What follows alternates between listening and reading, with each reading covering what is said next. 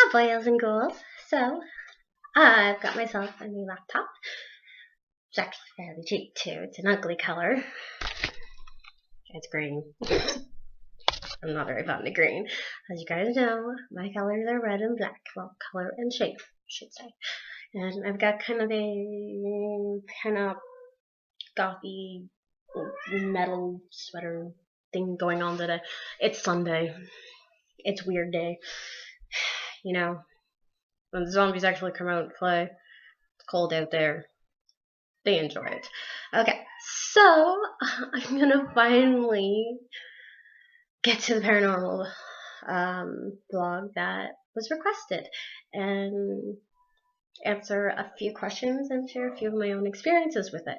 So, okay, so a lot of the common questions people do ask, whether it's to their doctor or to a psychiatrist or to somebody who's actually just in the paranormal field that goes around and just hunts spooky things in spooky places. Either way, it's lots of fun.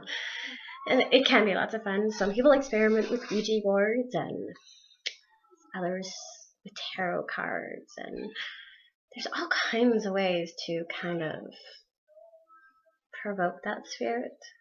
But there's also logical explanations for things too. So, keep in mind, after I do the questions and share a bit of my own experience, I will share the scientific and psychological aspect to what may happen to somebody during one of these freak things. I mean, for one, having old furniture, like my Nana's hutch behind me, it's been in the family for a very, very long time, and it got passed to me, and I have her original china up there, some of my own stuff over there. All her cups are up there and down there. But anyways, on with the questions. I'm so happy to be vlogging again. Okay, so I got asked, have I ever been scratched, hit, poked, kicked, just any violent physical interaction with anything? And I've woken up a few times where I've had mysterious bruises, or I've woken up feeling just absolutely just sick in a room. You walk in a place and something just never felt right, and then you find out somebody died in the room, and that explains a lot. But sometimes not knowing these and having kind of a perception of this, of already having a belief in an afterlife or a spiritual realm, or just those who can't move on and feel like they don't know what to do, or they don't realize that they've passed away, and they end up to stay stuck, I guess, in limbo. But I've had some very unusual experiences going into different places where I felt cold chills, or something touched my hair, a slight gentle nudge on the shoulder, or a brush against the arm, like somebody was kind of to say, I'm here. But usually it turned out it was just like the wind or something. But it's still, it really makes you really especially when you get cold chills and you got that shiver up your spine. I still can't walk into the hospital without feeling nauseous. You ever do that? You ever walk into the hospital and you know people die there almost on a daily basis?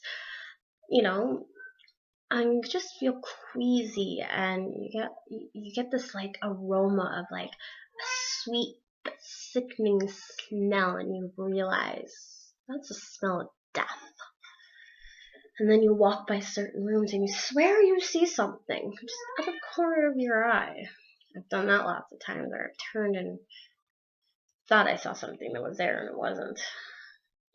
Or unusual figures and pictures and stuff like that. just some things that just cannot be explained. But I've had a little bit of experience with it, and there's been ups and downs, like actually having to do Wiccan cleansings to kind of put somebody's nerves at ease, that whole feel like I'm being watched and don't know who's around. But still does not stop me from welcoming or accepting the fact that, there's something out there. Maybe that's what rebirth is. Reincarnation. It was a spirit just looking for a body to take up temporary residence. Okay, so yeah, that pretty much explains the basic questions I got asked. Scariest encounter with a human spirit. I'd have to say a woman screaming just out of nowhere. Like, I've walked some pretty unusual roads and trails that don't get very many people, or most likely never have any people on it. And there's always this one place, and I live right close to it, and there's always this faint screaming. And it's heartbreaking, and it's nerve-wracking, and it makes you feel so uneasy to even go near that area. Now, as for there being good, bad, evil, demonic, let's face it, there's rotten eggs no matter what. Whether it's human form, animal form, or spiritual form. Yes, I'm a little eccentric with this, but it's paranormal vlog, so kind of a little needed. Dark entity. I'd have to say the darkest thing I've ever encountered was my old apartment. There's just something about the basement just always just. And every night I'd hear this whispering of "you're mine" and "you belong here." I wasn't sure if I was dreaming or if it actually happened, you know what I mean? But it's really, really unsettling, and I'm so glad I moved out of there. Because it even made my kids unsettled too. One would be sitting in the living room, one would be, taking a bath, and I would be in a completely different room, and we'd all hear something different. But it was all in the same, male, groggy, grumpy, grr kind of sensation. Cats are misbehaving. So, yeah. And then I've had some encounters with, my grandparents. My Nana and my Papa both have passed. And I swear to this day, when I had my oldest, I swear my grandfather was sitting on the end of the bed. There was an impression, as if there was a heavy man sitting at the end of the bed. And I felt this, comforting feeling, and this just slight, almost like a hand touching my leg, going, "You did good, kid. You did good." And then I got the same thing. I had my youngest. Only it wasn't one of them, it was both of them. One sitting on one end and the other sitting on the other, and it must have been the drugs they put me on. Had to have been.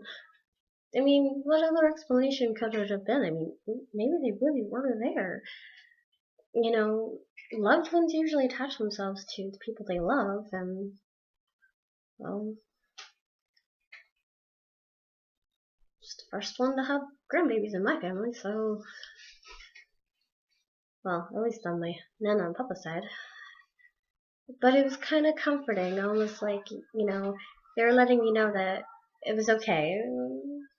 They were there, and wasn't alone, and that I'd be a good mom, and I know I'm a good mom.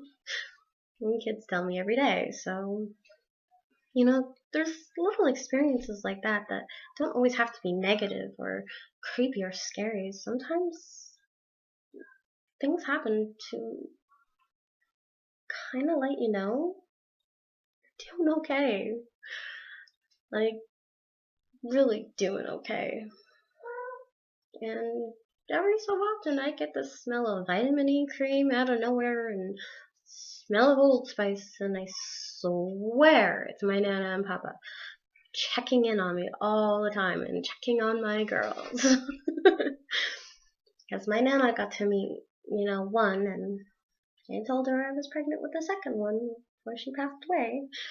Unfortunately, my grandfather, my Papa, he passed away when I was 4.5, just for my 5th birthday. Kind of sad. I was there for when both of them passed, but,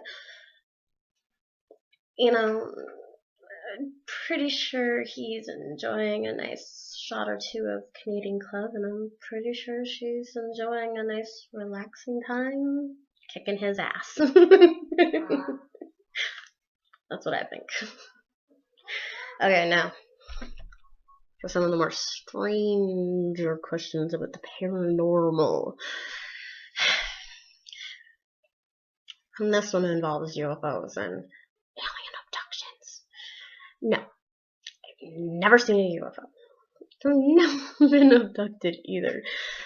And if I was, I'd explain a few things about my personality. But I doubt it. Why does this always come up? People think paranormal and UFOs and sprites and pixies and fairies and trolls and gnomes and ghosts and spirits and entities and something otherworldly, and everybody asks, and what's your favorite movie? Thinking that's got something to induce it. Well, let's put it this way. One of my favorite movies that happens to be horror related is a romance. Yeah, it's Bram Stoker's Dracula, but the movie didn't scare me. Kind of made me happy. That whole, doesn't matter how much time's gone by, if you really, really love somebody, you'll do anything. You go through centuries. You stop time. You just...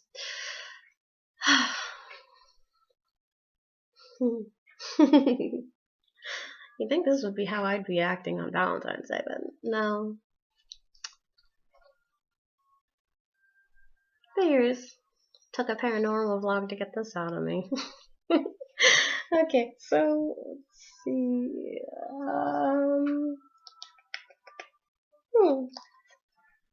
Scariest dream. Okay, there's nightmares, there's night terrors, there's swearing premonitions and stuff like that, but everybody gets them. And I've had my fair share of wake me in terror and screaming and crying. Oh, especially when you feel like somebody's just while you're sleeping. I don't even want to even describe those dreams, to be honest. They still leave me kind of...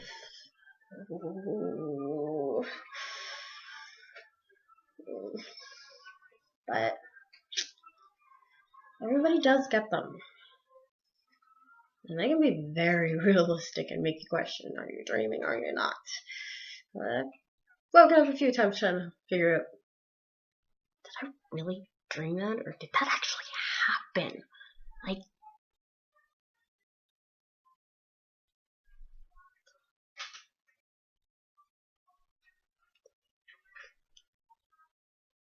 and if it is something to get me, can we at least wait until I'm in my old age?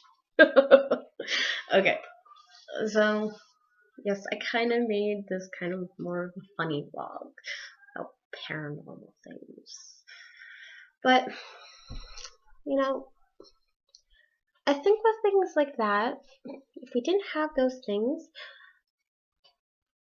I don't think there'd be as many different types of religions out there. I mean, think about it. Someone really had to scare the crap out of somebody to do the things they've done for religion. I mean, everybody either this, this, this. Pretty sure I'm forgetting a few. But, you know, there is something. I actually saw a documentary on this. They actually did testing on this. And this just absolutely just floored me when I found out about this. You know, if you spend a lot of time praying or meditating, the whole back of your brain goes kind of temporarily dead. So all your activity is in the frontal lobes, which is called temporal lobe sensitivity. And most paranormal experiences happen when your temporal lobes are really active. Hence why people swear chittering in their ears, or let them strike me down now. You know what I'm saying? Or, you know, just something telling them, don't go that way. Just go this way. Or just that gut-wrenching feeling something's gonna happen and you just don't know what. It's usually because your temporal lobes are oversensitive. Like I said, there is a scientific and psychological explanation for some of this. Just like certain electronics, like old school radios, old school alarm clock radios, those ones where the numbers kind of flip. Because of the electrical currents coming out of them and while you're sleeping, it can actually cause your temporal lobe to be a little overactive. So you swear you hear, you know, scratching or stuff like that, or you swear something flew by you.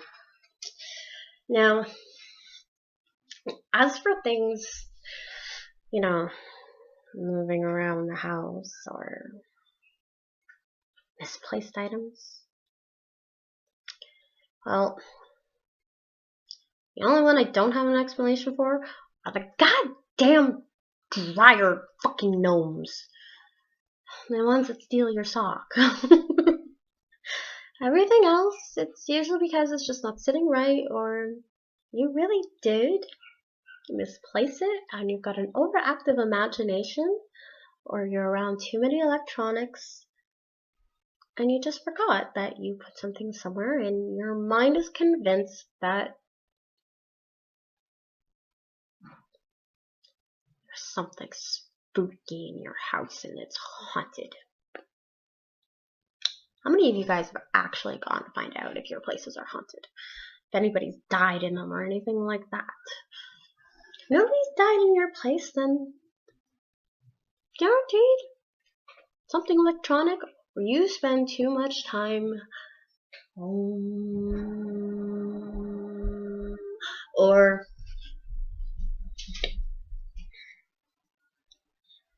that happens. And if I had not seen that documentary, I would not have believed it myself. But they did do a few different kinds of scientific experiments using this kind of brainwave cap thing to track the neurons and the electrons in your brain of all the little static electricity things that just go around on inside your head when these things are happening. I mean, I cannot explain those who need to be exercised. I really can't, because that just, maybe it just may boil down to multiple personality disorder or schizophrenia. You never know, right? Something traumatic could have happened, and instead of your brain accepting it, it gets overactive. And that's pretty much what they said about temporal lobe sensitivity, is it's over an active area of the brain when paranormal things do happen. And I really don't like calling them Jehovah's Witness, but when they do come to the door, I do, because they're the pushiest ones out there, okay? When they come, or they just stop you on the street out of nowhere when you're in a hurry to go somewhere and they want to say, have you heard the good word? It makes me stop and say, which word? And how's your temporal lobe sensitivity today? And that leads to, huh? When I explain it, one of two things happen. They're convinced I'm the devil,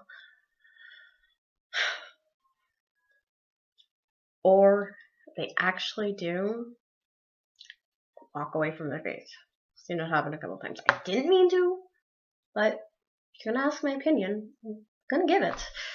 You want to sit down and have a serious conversation about religion and everything else, you gotta look at the scientific aspect of it too.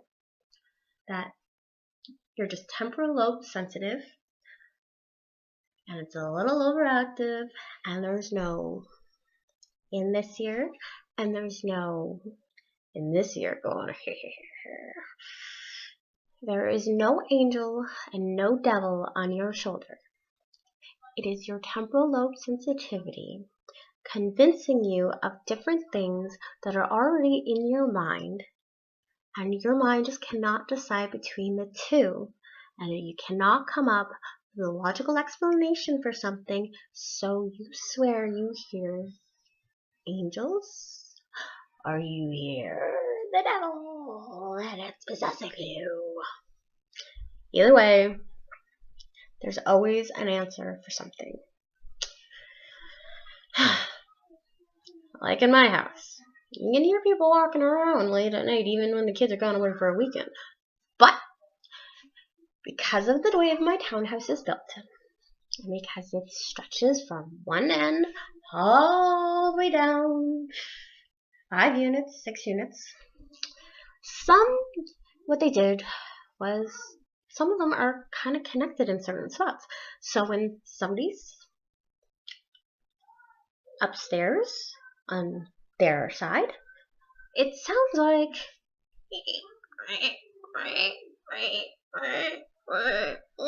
on my side. Ugh, it drives me absolutely bonkers. And then we had an incident with the broom. My broom was not level, so, and my floors are not level either, so I still can't figure that one out. We jumped up and down and everything, but it stayed standing. And you know, I heard a broom's supposed to be bewitched towards a witch, but I've never heard of a broom being bewitched against a witch. A little Wiccan humor, okay? Come on. I'm Wiccan. And I take very good pride in that. Because at least I can feel it, see it, touch it, hear it, and taste it. And without herbal remedies and everything like that, we would not have a lot of the medicinal properties we do to cure certain ailments and flu-like symptoms and common cold and stuff like that. So in all honesty, and they've been accused of it, and they're very intelligent, teachers and doctors have been accused of being witches. So next time your doctor gives you something and it's an it is good for you and it helps you get better, be sure to thank them. Because you never know. At medical school, they do have all those lovely books that tells you what's in each pill. Not all of it is chemical. That is up there. Again, temporal lobe sensitivity. But anyways, guys, I believe this vlog is way longer than it should have been for something that was supposed to be so simple. But you piqued my interest. And I like it when you guys do that. So, as always, I am your morbidly adorable, rotten kind cute, living dead girl from the graveyard next door, saying sweet sorrows, pleasant nightmares, back kisses to you all, and I'll see you guys in another vlog today called Tiny Enemy Tag. Bye guys.